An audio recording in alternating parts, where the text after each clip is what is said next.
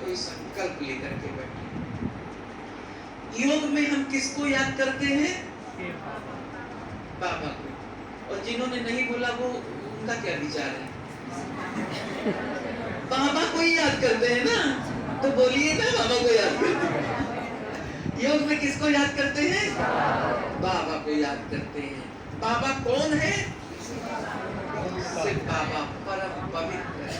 कौन है वो? परम पवित्र। अब आप देखो कि हम सारे दिन में कुछ ना कुछ तो हो जाता है ना, कुछ व्यर्थ देख भी लिया, सुन भी लिया, है ना, कुछ ना कुछ, इतना तो ध्यान नहीं रहता ना। अभी आप सोचो, सारे दिन में हमने कुछ व्यर्थ देख लिया, सुन लिया, बोल दिया। अब योग में बैठेंगे तो परम पवित्र बाबा की याद में बुद्धि ठहरेगी? नहीं ठहरेगी ना। जो हमने व्यर्थ देखा, सुना, बोला, वो खींचेगा कि नहीं खींचेगा? खींचेगा ना हमने। तो क्या करना पड़ेगा? बाबा को दे देना चाहिए। बहुत सुंदर। तो जब भी आप योग में बैठो तो और एक नियम और बनाओ।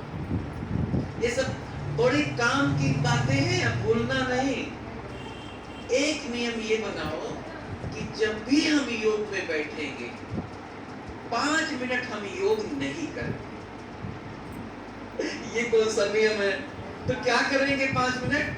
5 मिनट आप मुरली अंदर में घुमाओ, क्योंकि मन बुद्धि की सफाई करना है।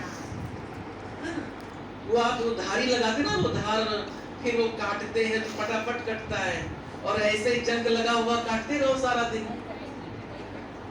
तो जो 5 मिनट हमने जो भी उस दिन की मुरली या कोई भी 5 मिनट आप अंदर में मुरली की पॉइंट याद करो, मुरली की पॉइंट घुमाओ। वो 5 मिनट जो आपने मुरली के ऊपर चिंतन कर लिया, मुरली की पॉइंट याद कर ली, फिर आप योग करो। 1 घंटा पूरा आपका एकाग्र हो जाएगा, क्योंकि परम पवित्र बाबा को याद करने के लिए बुद्धि की पवित्रता चाहिए ना। जरा भी व्यर्थ रहा, एक भी आत्मा के साथ हमारा मन मुटाव है, ध्यान रखना। भक्ति मार्ग में भी ये भगवान के महावाक्य है कि योगी आत्मा ना काहू से दोस्ती, ना काहू से है। अगर किसी से बहुत आकर्षण होगा, लगाव होगा, झुकाव होगा, तो योग में याद आएगा। और किसी से मन मुटाव, दुश्मनी होगी तो वो भी याद आएगा। हा? सबसे आपका अच्छा व्यवहार है, एक आत्मा से आपका मन मुटाव है, तो योग लगेगा? वो आप बैठेंगे योग में, लेकिन वो आत्मा आपके सामने आ जाएगी। जिस समय आप योग में बैठेंगे ना, वो आत्मा आ जाएगी। वो कहेंगे हमसे मन मुटाव करते हो, चले हो योग करने। पहले मेरे से तो निपट लो। योग लगने नहीं देगा वो। इसलिए भले उसी की भी गलती क्यों ना हो, हमें मन मुटाव नहीं करनी है।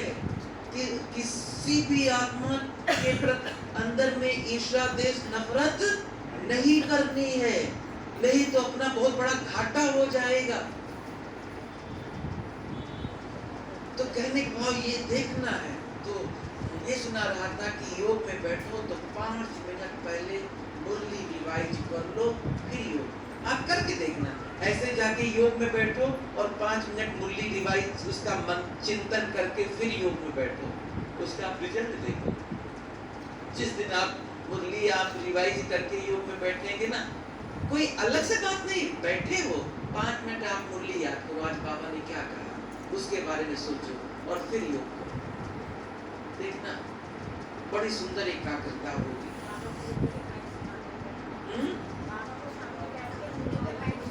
हाँ, बाबा को ही सुना दो। बाबा आज आपने बाबा आपने ये बातें कही, आपको याद ही नहीं, आपने ही सुनाई थी। और बाबा